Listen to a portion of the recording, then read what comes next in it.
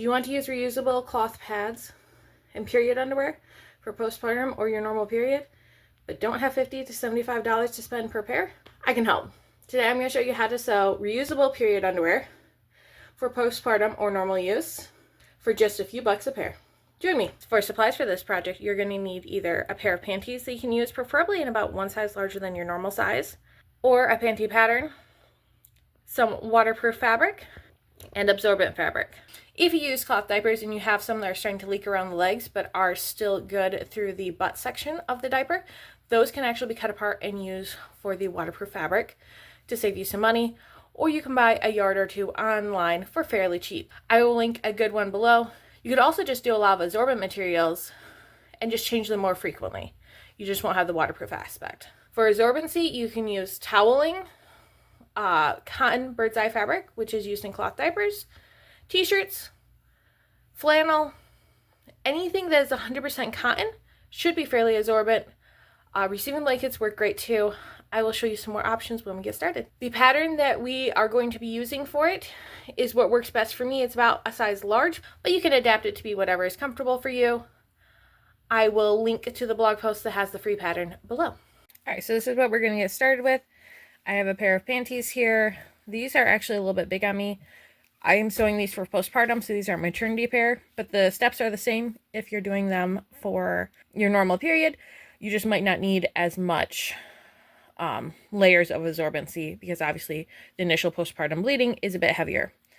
So I've got these. This is what I'm going to use for that. I've got my PUL fabric. I bought this actually when my first daughter was a baby. Sometimes I use this. Sometimes I use the inside of cloth diapers. I don't have any of those that are worn out currently, so I'm going to use this. This is the start of one that I was working on, so I'm going to keep using this. This is a flannel, cotton flannel receiving blanket on top. It's just 2 layers right now, and then it was just cotton t-shirt fabric on the bottom. So I'm going to bulk up the absorbency with, I have both pink toweling and white toweling, but you can also use whatever you have on hand that's absorbent. I've done them with just t-shirts before and they work great. The one thing to know is, in my experience, unless you are really, really good with stain remover and washing them or soaking them immediately, they will get stained. So I would focus on comfort in what you have on hand, unless I'm making it super cute on the inside, because it's collecting blood. It's not going to stay cute for very long. But I've never had any issues with any stink or funk developing in them. Just some staining, which for me is very normal. So you're going to take your pattern, which I have right here. Excuse the messy sewing desk. So that's half the pattern. As you can see, this is hand-drawn. This is for a size large. It includes your seam allowance. So if you're smaller, you can cut it down and just kind of mess around with it to get it to what you like for your body. You can face the more absorbency to the front or the back, depending on what your bleeding pattern tends to be like. And yeah, you're all set. So you're going to start by cutting out as many absorbency layers as you want.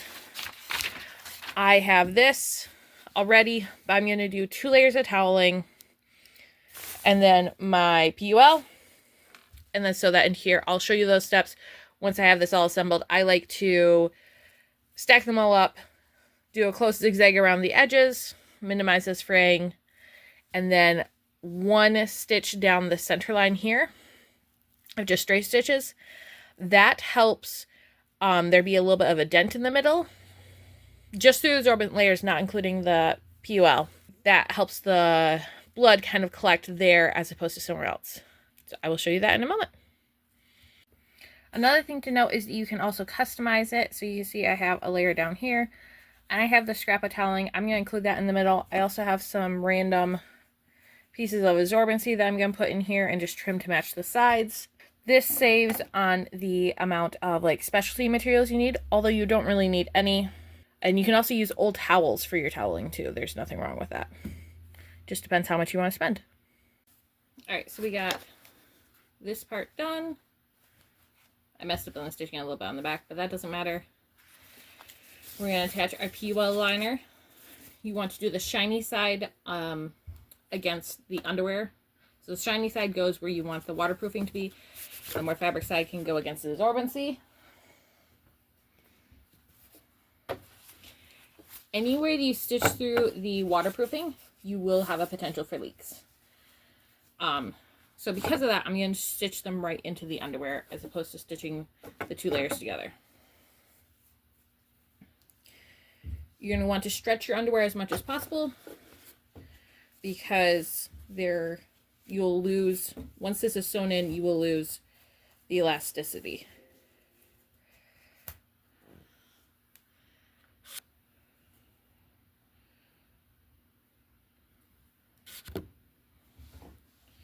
So you're going to sew it like that. And then we'll trim off any excess. So I'm going to set to do a close zigzag. Let's see if we can get this to work.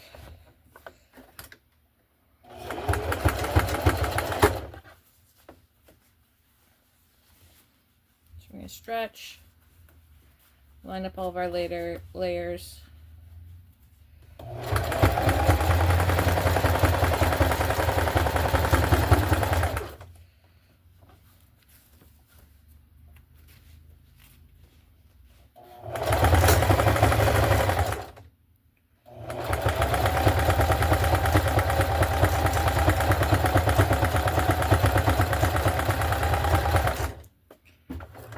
So I got that side done. Now I'm going to kind of stretch this side too, so that way it's approximately even. Actually, what I'm going to do, I'm going to back up. So I've got that side attached. And now I'm going to go to the other side. Get all my layers arranged.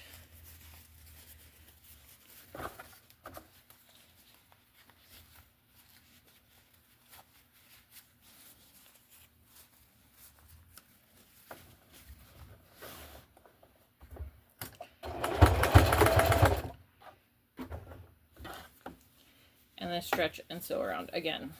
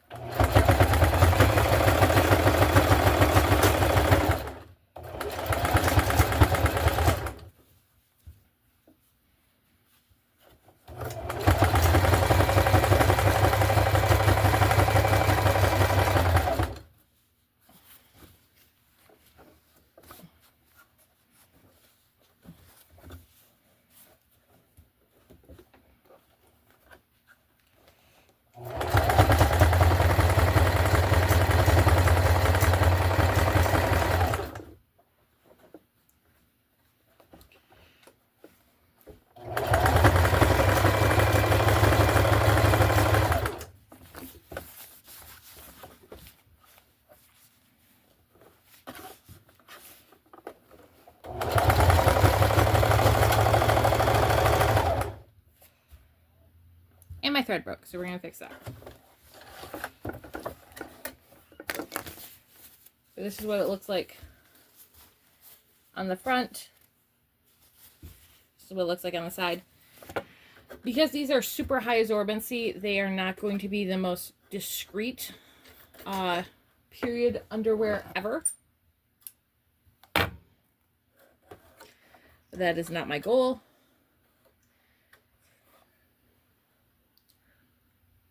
My goal is for them to be for the super heavy days. And I'll make a couple pairs for lighter flow days.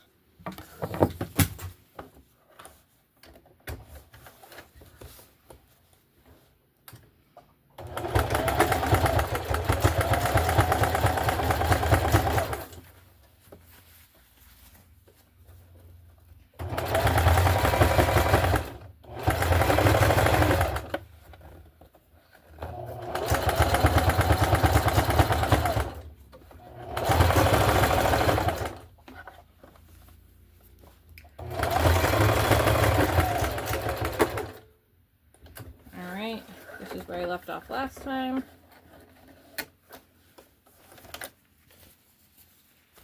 So I've got that part done. It does look a bit like a diaper, but again, you're going for ultra high absorbency here. So that's kind of the idea.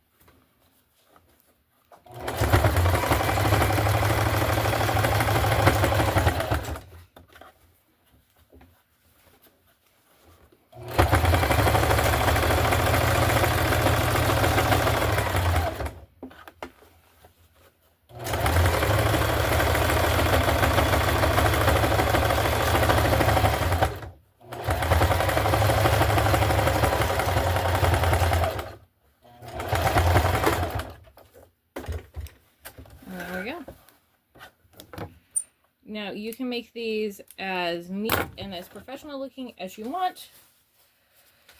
Or if you're like me, figure you're the only one that's ever going to see them.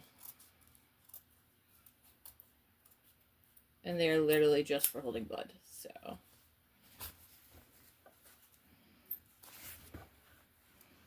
other than trimming threads, because that drives me nuts.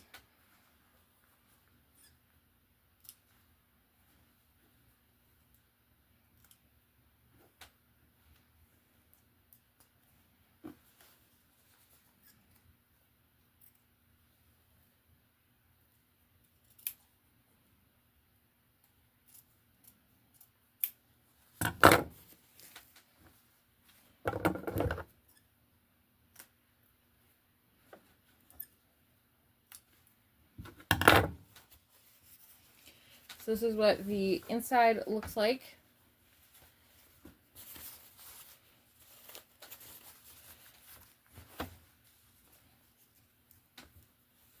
This is just a minute.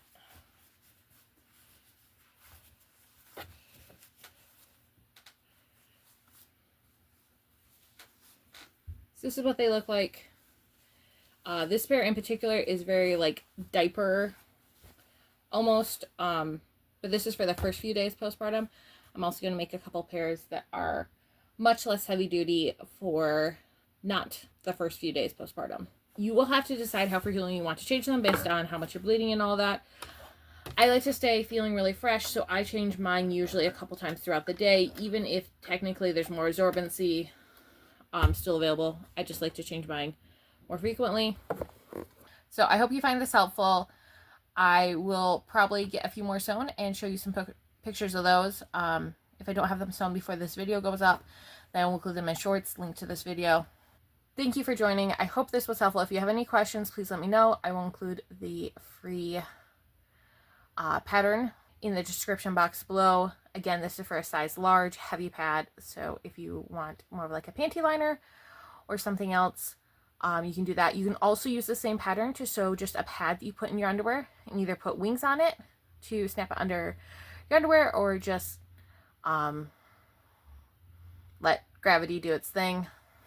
But I prefer the actual underwear as opposed to the independent pads, although I do have some of those, and I will show you them probably in some shorts that I link to this video.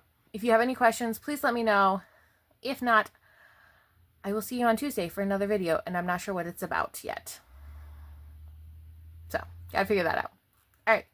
God bless. Bye.